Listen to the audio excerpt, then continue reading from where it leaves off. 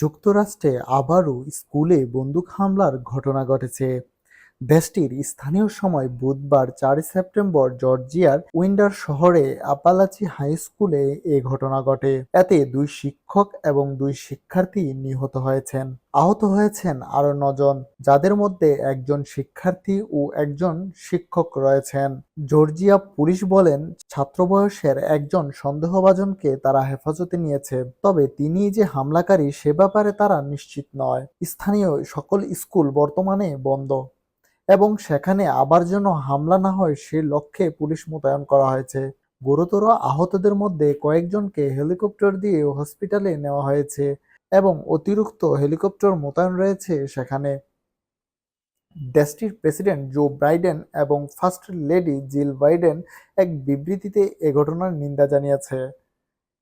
স্কুলের একের পর এক বন্দুকধারী হামলার ঘটনাকে অস্বাভাবিক মন্তব্য করেছেন তারা।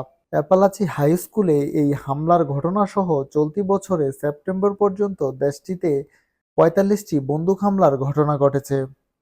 ঘটনাস্থলে আইনশৃঙ্খলা প্রয়োগকারী সংস্থা এলাকাটির সংস্কারের কাজ করছেন। তারা অনুরোধ করেছেন দয়া করে এই সময়ে কেউ স্কুলে না আসার জন্য।